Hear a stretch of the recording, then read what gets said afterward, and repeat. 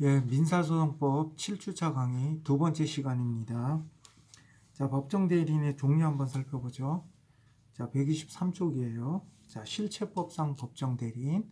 자, 법정대리인의 종류에는 세 가지가 있다고 그랬죠. 실체법상 법정대리인, 소송상 특별대리인, 그 다음에 법인 등 단체의 대표자, 이렇게 세 가지 종류가 있다고 그랬어요. 그중에 먼저 실체법상 법정대리인. 실체법상 법정대리인은 소송상으로도 법정대리인이 된다 그랬죠. 그럼 실체법상 법정대리인, 여러분들이 민법에서 다 배운 부분이에요. 친권자. 자, 미성년자의 경우에는 법정대리인 친권자가 있죠.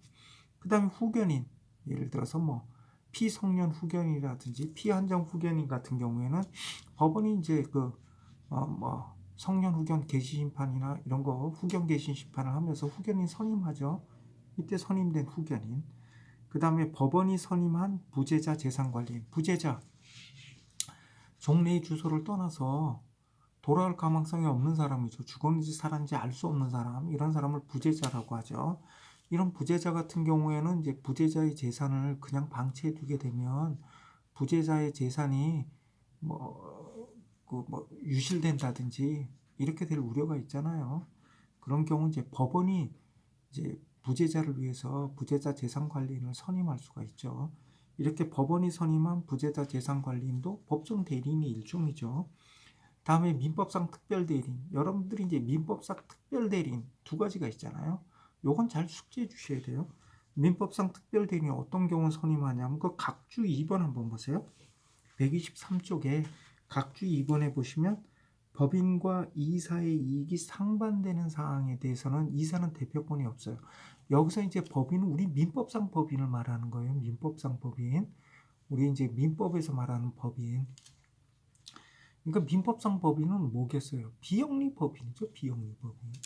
그래서 이 법인하고 이사의 이익이 상반되는 사항에 대해서는 이사는 대표권이 없고 이때 어떻게 해야 된다? 특별대리인을 선임해야 된다. 이건 민법상 특별대리인이에요. 우리가 나중에 살펴볼 소송상 특별대리인하고는 다른 거예요. 이거는 민법상 특별대리인, 민법상 특별대리인. 우리가 이제 이 민법에서는 이렇게 법인과 이사의 이해가 상반되는 경우 이사는 대표권이 없고 이사는 대표권의 특별 대리인을 선임해서 이 특별 대리인이 이제 법인을 대표하게 되잖아요. 근데 우리 상법에서는 어떨까요? 상법에서는 주식회사와 이사 간의 소송이라든지 이런 경우에 이사가 대표 이사가 주식회사를 대표할 수 없죠. 이때는 어떡하죠? 감사가 주식회사를 대표하잖아요. 우리 그 상법에 그렇게 규정이 되잖아요. 상법에 주식회사와 이사 간의 소송에서는 감사가 회사를 대표한다. 그러니까 그 경우에는 무슨 이런 특별 대리인이고 이런 문제는 생기지 않겠죠.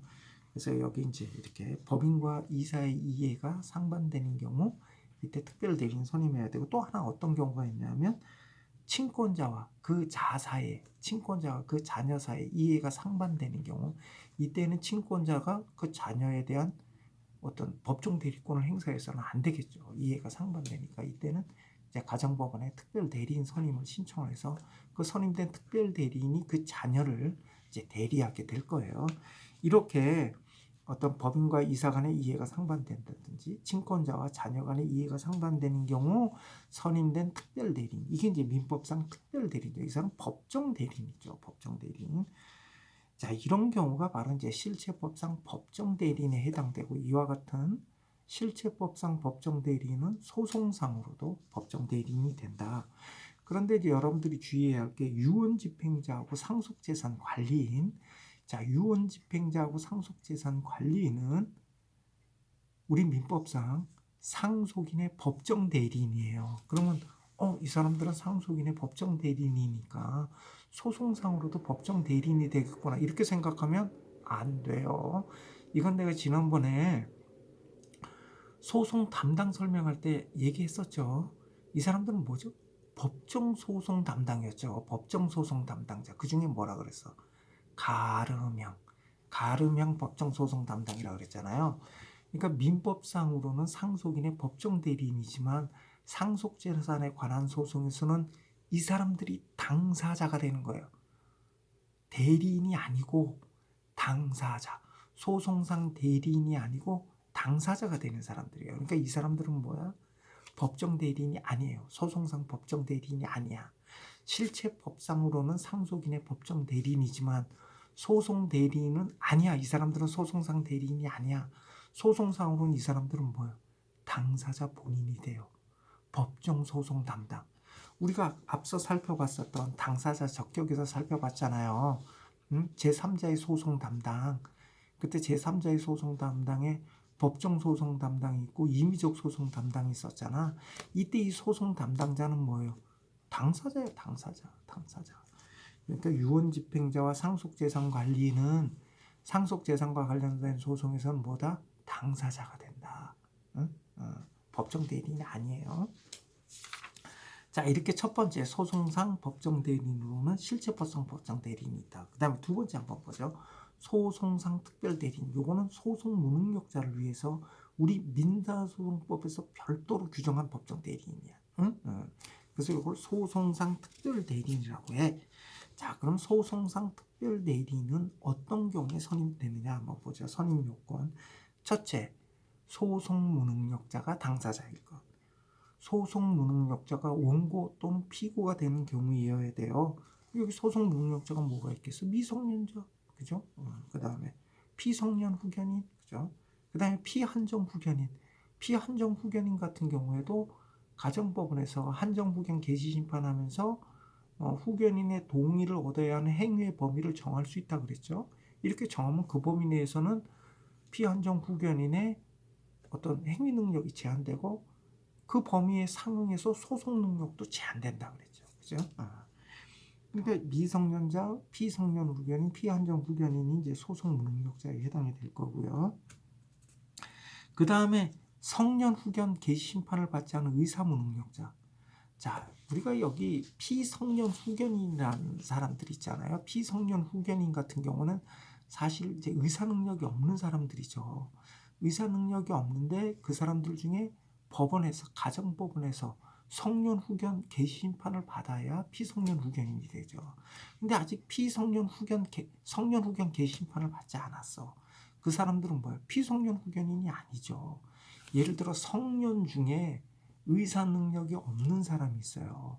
성년 중에 미성년자인 경우는 당연히 그건 뭐 소송 능력, 행위 능력도 제한되고 소송 능력도 제한되니까 그때는 문제가 안 되고, 성년인데 만 19세 이상인데 의사 능력이 없어.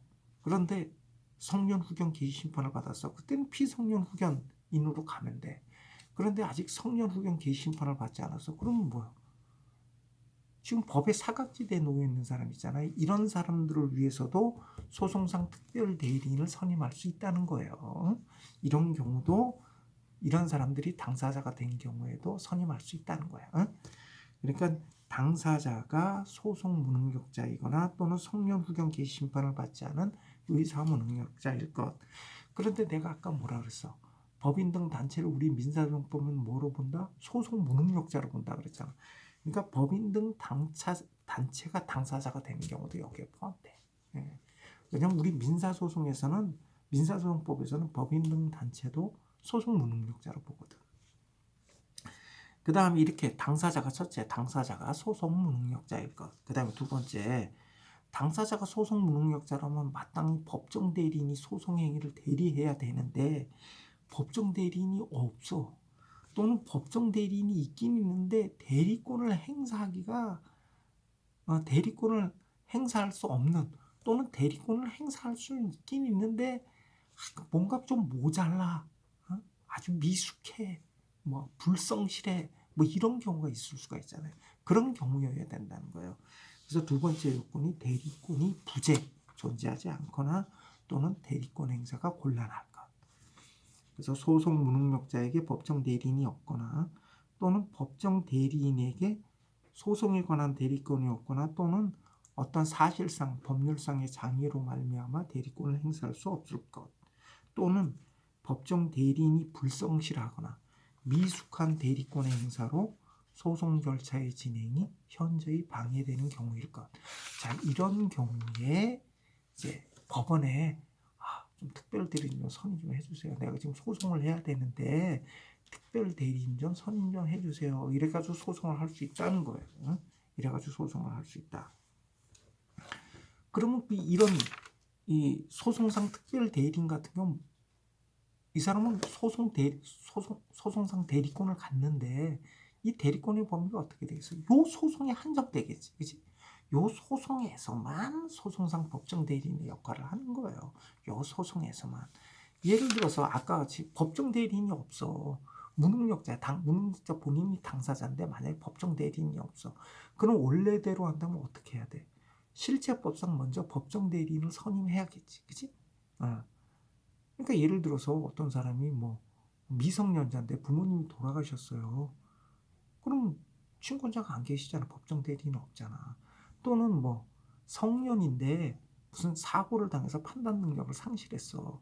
자, 이런 경우에도 아직 법정 대리인은 없잖아. 이때는 어떻게 해야 돼? 먼저 법원에 후견인 선임 신청을 한다든지 아니면 성인인 경우에는 피성년 후견 개시심판 신청을 해야 되잖아. 성년 후견 개시심판 신청을.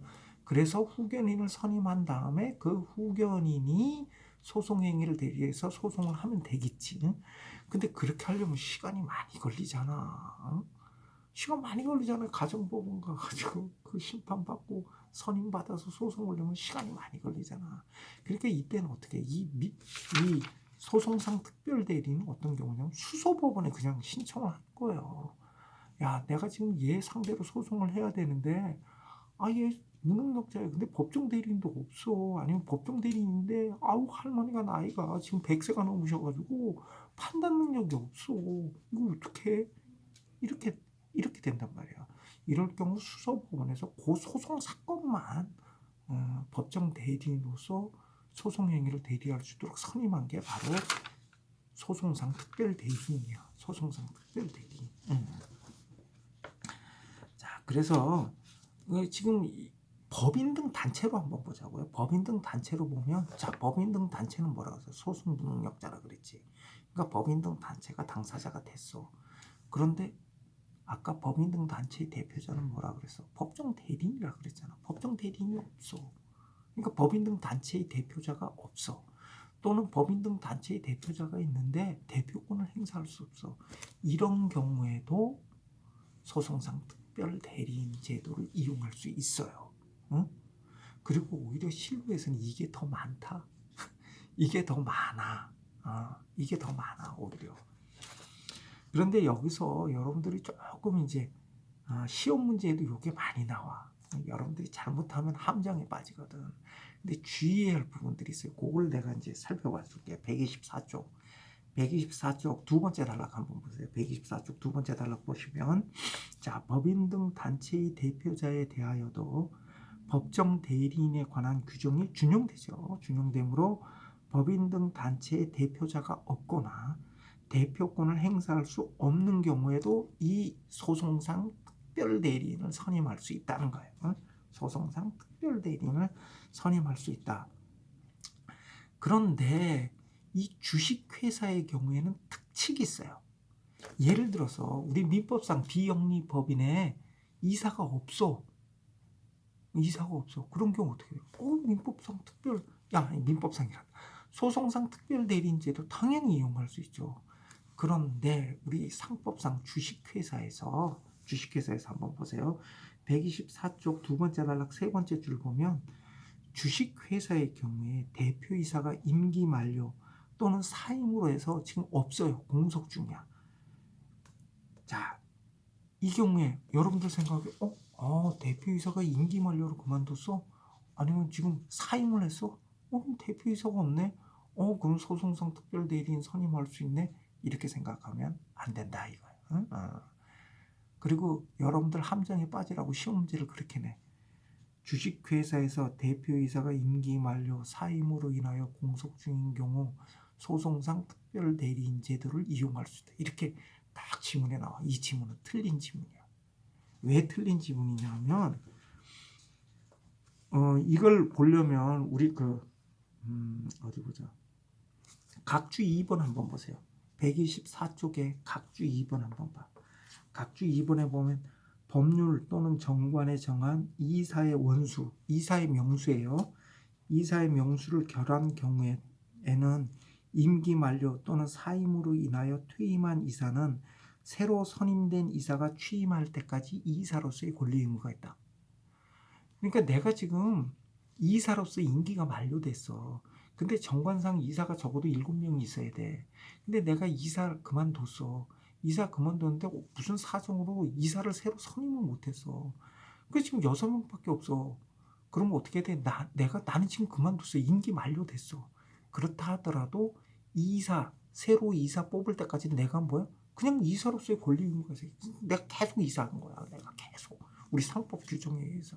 주식회사의 경우에. 어? 근데 이 규정이 어디에 준용돼? 대표이사에도 준용이 돼. 어? 대표이사에도. 그러니까 우리 주식회사에서는 대표이사가 어떻게 되냐면 대표이사가 임기가 만료됐어. 아니면 대표이사가 사임을 했어. 근데 아직 무슨 사정인데 무슨 사정 때문인지 모르겠지만 새로 대표이사가 아직 선임이 안 됐어. 그럼 지금 대표이사가 없잖아. 이 경우 어떻게 돼? 새로운 대표이사가 선임될 때까지 종전 대표이사, 그만둔 대표이사 그냥 대표이사로서의 권리 의무를 그냥 수행한다는 거예요. 그럼 이 경우는 어떻게 해요? 대표이사가 있는 경우지. 이건 없는 경우가 아니에요. 있어요. 그러니까 어떻게 돼? 소송상 특별대리인 제도를 이용할 수 없어. 우리 판례는 이 경우에도 이용할 수 없대. 대표이사가 사임을 했어요. 그리고 새로운 대표이사가 선임됐는데 문제가 이 새로운 대표이사가 어떤 대표이사로서의 그 자격을 흠결했어. 대표이사의 자격을 못 갖췄어. 자, 이런 경우에 소송상 특별대리인 제도를 이용할 수 있냐? 이용할 수 없다는 거예요. 왜냐하면 그 경우에도 사임한 전임 대표이사가 상법 규정에 따라서 적법한 새로운 대표이사가 선임될 때까지는 대표이사로서의 권리 의무를 그대로 갖기 때문에 이건 대표이사가 없는 경우가 아니라는 거죠. 어? 그래서 여러분들 여기 조심하셔야 돼요. 이거 시험 문제 많이 나왔어 이거. 왜냐면 여러분들 함정에 빠뜨리려고 확 그냥 함정에 빠뜨리려고 틀리게 하려고. 그래서 주식회사의 경우에는요. 대표이사가 임기 만료 또는 사임을 한 경우에도요. 새로 대표이사가 아직 안 뽑혔어. 그 경우에도 대표이사가 없는 경우가 아니야. 사임한 대표이사가 그냥 대표이사가 되는 거라니까. 사임한 대표이사가 새로 적법한 대표이사가 선임될 때까지 대표이사로서의 권리 의무를 가져요. 그러니까 이때 어떻게 돼? 소송상 특별대리인을 선임할 수가 없어. 소송상 특별대리인 선임 신청을 하면 법원에서 배척을 하죠. 왜냐면 요건이 안 되니까. 그 다음에 법인 등 단체의 대표자가 돌아가셨어. 사망했어. 사망한 경우야 당연히 대표이사가 없는 경우지. 그렇잖아. 그리고 이런 경우에는 소송상 특별대리인을 선임할 수 있어요. 그런데 또 여기에도 우리 상법 규정에 특칙이 있어. 뭐냐면 자본금 총액이 10억 원 미만인 소규모 주식회사. 자본금 총액이 10억 원 미만인 소규모 주식회사에 대해서는 우리 상법이 여러 가지 특칙을 규정하고 있어요. 그 중에 또 어떤 특칙이 있냐면 이 자본금 총액이 10억 원 미만인 소규모 주식회사의 경우에는요. 대표이사 말고 다른 이사가 있는 경우 뭐 대표이사 한 사람만 있는 경우에는 뭐 똑같아. 대표이사가 사망하면 없는 거지. 회사를 대표할 이사가 없는 거지. 그러니까 그때는 소송상 특별대리인 선임할 수 있는데 그래도 명색이 주식회사인데 이사가 없겠어요. 이사가 있겠지. 한 명이라도 있겠지. 한두 명이라도 있겠지 이사가. 그러니까 자본금 총액이 10억 원 미만인 주식회사에서 대표이사 이외에 다른 이사가 있는 경우 대표이사가 사망했다 하더라도 이때는 다른 이사가 회사를 대표해요. 다른 이사가 회사를 대표한다라고 특칙으로 상법에 규정되어 있어. 그러니까 이때는 자본금 총액이 10억 원 미만인 소규모 주식회사의 경우에는 대표이사가 사망하더라도 소송상 특별대리인 선임 신청을 할 수가 없어. 왜냐하면 다른 이사가 회사를 대표해버리니까. 그 다음에 또 하나가 어떤 게 있냐면요. 125쪽 한번 가보세요. 125쪽 위에서 두 번째 줄. 아까 내가 설명했었는데 주식회사와 이사 사이의 소송에서는 누가 회사를 대표해? 감사가 회사를 대표해. 우리가 민법상으로는 자, 민법상 법인과 이사 사이에 이해가 상반되면 어떻게 돼? 이때 이사는 대표권이 없어요. 그러니까 이 경우에는 원래는 이제 민법상 특별 대리인을 선임해야 되죠. 민법상 특별 대리인 선임하기가 우회적이다 이렇게 생각이 들면 그 경우에는 소송상 특별 대리인제도 이용할 수 있어. 예를 들어 이사가 지금 법인을 상대로 소송을 하려고 해. 이런 경우에 이때 그 법인은 지금 대표자가 없는 거야. 왜냐면 법인하고 이사 사이 이해가 상반되니까 그 이사는 대표권을 더 이상 행사할 수 없잖아. 이때 이 법인을 위해서 소송상 특별대리인 선임 신청을 할 수가 있어요. 그런데 주식회사와 이사 간에 가는 소송에서는 감사가 회사를 대표한다라고 우리 상법에 규정이 돼 있어. 그러니까 이 경우에는 뭐예요? 소송상 특별대리인 제도를 이용할 수가 없어요. 그러니까 여러분들이 얼핏 생각하기에 소송상 특별대리인 제도를 이용할 수 있을 것 같은데 이용 못하는 경우가 있어. 근데 요게 또 시험 문제에 보면 지문으로 나와. 그래서 헷갈리지 말라고. 세 가지 경우 다시 한번 살펴볼게요. 첫째, 주식회사의 경우에 대표이사가 임기 만료 또는 사임으로 인하여 공속 중인 경우 소송상 특별대리인 선임 신청 안 돼. 왜냐하면 이때 적법하게 새로운 대표이사가 선임될 때까지 종전에 사임했던 대표이사가 대표이사로서의 권리 의무를 계속 행사할 수 있으니까. 그 다음에 두 번째는 자본금 총액이 10억 원 미만인 소규모 주식회사에서는 대표이사가 사망해도 소송상 특별대리인 선임 신청을 할 수가 없어. 왜? 이사가 회사를 대표하니까. 그 다음에 125쪽 주식회사와 이사 간의 소송에서는 감사가 회사를 대표하기 때문에 이때에도 소송상 특별대리인 선임 신청을 할 수 없어요. 요건 잘 기억을 해두세요. 자, 이렇게 소송상 특별대리인은 어떤 경우 선임할 수 있어? 당사자가 소송 무능력자일 것. 두 번째는 법정 대리인이 없거나 법정 대리인이 있더라도 대리권을 행사하기 곤란한 경우일 것. 이렇게 두 가지 요건을 갖추면 소송상 특별 대리인을 선임할 수 있어요. 다음에 선임 절차 한번 보시죠. 125쪽에 선임 절차. 소송 무능력자의 친족, 이해관계인. 이때 이해관계인은 소송 무능력자를 상대방으로 해서 소송을 제기하고자 하는 사람. 소송 무능력자의 소송의 상대방도 여기 이해관계인에 포함돼요.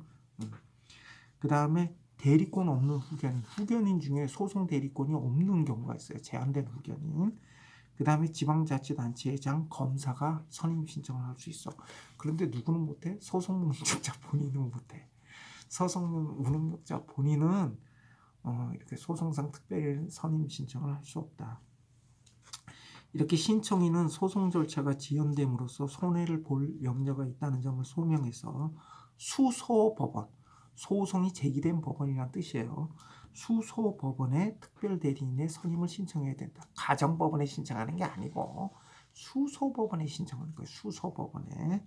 여기서 수소법원이란 이미 계속된 본안 사건을 직접 심리하고 있는 특정 재판부를 의미하는 것이 아니라 그 재판부가 소속된 법원을 의미한다. 예를 들어 지금 현재 만약에 내가 지금 무능력자를 상대방으로 해서 소송을 제기했고 사건이 지금 뭐 대전지방법원 민사 제12부에 배당이 됐어요.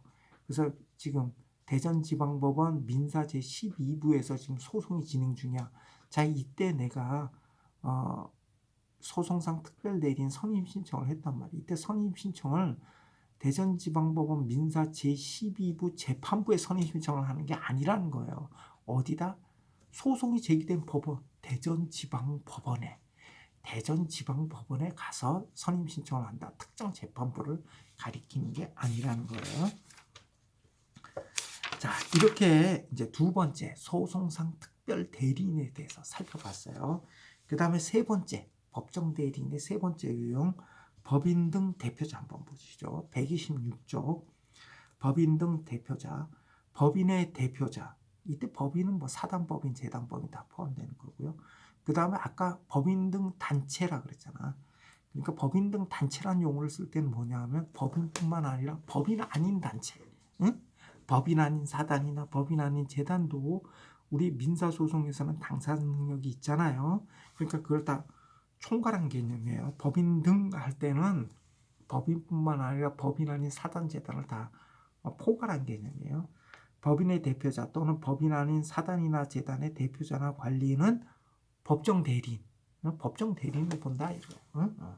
법인 등 단체는 뭐 소송 능력자, 그 법인 등 단체의 대표자는 법정 대리인으로 본다 이거예요. 그럼 대표자에는 뭐가 있느냐? 민법상 법인의 경우에는 이사가 대표자죠. 주식회사는 대표이사가 될 거고요. 그 다음에 만약에 청산 절차 중이라면 청산인 또는 이제 경우에 따라서 대표이사 직무대행자, 대표이사 직무대행자로 선임된 경우에는 대표이사 직무대행자 뭐 이런 사람들이 대표자가 되겠죠. 127쪽 한번 보세요. 127쪽 법인 또는 127쪽 맨 위에 줄이요.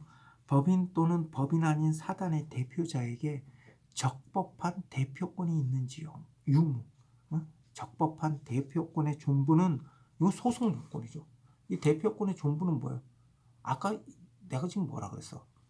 법인 등 단체의 대표자는 법정 대리인이라 그랬잖아.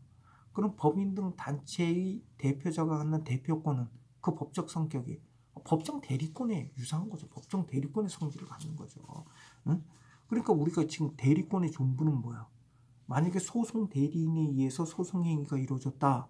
그럼 그때 그 대리권의 존부는 소송 요건이 되는 거죠. 그죠? 소송 요건. 마찬가지로 법인 등 단체의 대표자는 법정 대리인이니까 법인 등 단체의 대표자에게 적법한 대표권이 있는지 여부는 법정 대리인에게 적법한 대리권이 있는지 여부하고 법적 성질이 같잖아요. 그러니까 소송 요건이죠. 소송 요건. 그리고 이 소송 요건은 뭐라 그랬어? 법원의 직권조사 사항이라고 했잖아. 직권조사 사항. 소송 요건 중에 직권조사 사항 아닌 게 몇 개 있었죠? 그 뭐가 있었더라? 중재 합의 항변. 그 다음에 담보 제공 항변. 뭐 이런 것들이 있었잖아. 몇 개. 그 몇 개 빼놓고 나머지는 다 직권조사 사항이잖아. 항변 사항은 당사자가 항변했을 때 비로소 법원이 판단하지만 직권조사 사항은 당사자의 항변 유무를 따지지 않고 법원이 직권으로 조사해서 판단할 수 있다 그랬잖아요. 그러니까 소송 요건은 원칙적으로 법원의 직권조사 사항이야. 따라서 법인 등 단체의 대표자에게 적법한 대표권이 있는지 여부는 소송 요건을 이루고 따라서 이에 관해서는 법원이 당사자가 주장하지 않더라도 항변하지 않더라도 직권으로 조사해서 판단할 수 있어요. 그래서 직권조사사항이에요. 직권조사사항. 자, 그런데 이제 문제가 되는 건 뭐냐 하면 우리가 이제 심판 대상하고 심판 자료는 구분해야 돼. 어떤 것을 어떤 사항을 심판 대상으로 할지 여부 이게 이제 직권조사 사항이라는 거야. 응? 그러니까 소송 요 대표권이 있는지 여부를 법원이 직권으로 조사해서 판단할 것인가 이거 법원이 판단할 수 있다는 거야. 직권으로 조사해서 야 여기 대표권이 있는지 없는지 여부 내가 한번 판단해 봐야겠는데 당사자가 주장하지 않아. 당사자가 쟤는 대표권이 없어요. 쟤는 대표권이 없는 사람이 이렇게 주장하지도 않대 판사가. 직권으로 대표권을 조사할 수 있다 이거야. 그런데 문제가 이 대표권의 존부를 입증할 만한 증거 같은 거를 당사자에게 그 증거를 제출할 책임이 있느냐 아니면 당사자가 증거를 제출하지 않더라도 법원이 직권으로 증거조사할 수 있느냐 이건 이제 얘기가 달라지는 거지. 그래서 이 법인 등 단체의 대표자에게 대표권이 있는지 여부는 소송 요건으로 법원의 직권조사 사항인데 그 판단의 기초자료, 대표권이 있는지 여부에 대한 기초자료인 사실 또는 증거에 대해서는 법원이 직권으로 그 사실자료, 증거를 직권으로 조사해서 판단할, 직권으로 탐지할 의무가 있느냐. 지금 여기 그 두 번째 줄 보면 법원은 그 판단의 기초자료인 사실과 증거를 직권으로 탐지할 의무, 증거 자료까지 직권으로 탐지할 의무가 있냐 이거예요. 여기에 대해서 우리 판례는 직권 탐지 의무는 없다 이렇게 봐요. 직권 탐지 의무는 없다. 그런데 그러면 당사자가 제출한 증거만 가지고 판단을 해야 되느냐? 우리가 이제 통상적인 소송에서는요, 당사자가 제출한 증거에 대해서만 법원이 판단하는 거 이걸 변론주의라 그래요. 우리가 나중에 변론에 가서 다 자세히 살펴볼 거예요. 그럼 당사자가 제출한 증거에만 가지고 판단하는, 일반적으로는 당사자가 제출한 증거에 대해서만 증거 조사를 하고 판단을 해야 되는 거예요. 그런데 이런 직권 탐지 의무가 있는 경우는 당사자가 증거를 제출하지 않더라도 법원이 직권으로 증거 조사를 할 수가 있어요. 근데 우리 판례는 어떻게 보냐 하면 이 소송 요건, 이거는 단순히 이 대표권에 한정된 건 아니에요. 대표권에 한정된 건 아닌데 우리 판례는 이런 기초 자료인 사실과 증거에 대해서 직권 탐지 의무는 없다 이렇게 말해요. 직권 탐지 의무는 없는데 당사자가 제출한 증거를 딱 봤더니 의심이 들어. 의심이 들어. 이때는 직권으로 심리 조사할 의무가 있다. 그러니까 절충적인 입장을 취하고 있는 거예요. 그래서 여러분들이 만약에 지문에 이런 지문이 나오면 이건 틀린 지문이야. 대표자에게 적법한 대표권이 있는지 여부에 관한 기초 자료인 사실과 증거를 법원이 직권으로 탐지할 의무가 있다. 이건 틀린 지문이에요. 이건 직권 탐지 의무 없어. 법원은 원칙적으로 뭘 가지고 판단해야 돼? 당사자가 제출한 증거만 가지고 판단하는 거야. 근데 당사자가 제출한 증거를 봤더니 의심이 가. 이거 대표권 없는 것 같은데, 이럴 때는 직권으로 심리 조사할 의무가 있다 이거지. 그러니까 절충적인 입장을 취한 거지. 그래서 이 부분도 은근히 그 법원직 공무원 시험이라든지 이런데 지문으로 많이 출제가 돼요. 그래서 잘 숙지해 주세요. 국가를 당사자로 하는 소송에서는 법무부 장관이 이제 대표자가 되고요. 그 다음에 지방자치단체를 당사자로 하는 경우에는 시장, 도지사, 군수 이런 사람들이 지방자치단체장이 이제 대표자가 되겠죠. 법정 대리인이 준하는 직을 갖는 사람들이라고. 그 다음에 뭐 광역지방자치단체 교육, 학예에 관한 소송에서는 교육감이 이제 대표자가 될 거예요. 예, 여기까지 살펴보고요. 법정 대리권의 범위서부터는 잠깐 쉬었다가 살펴보기로 하겠습니다.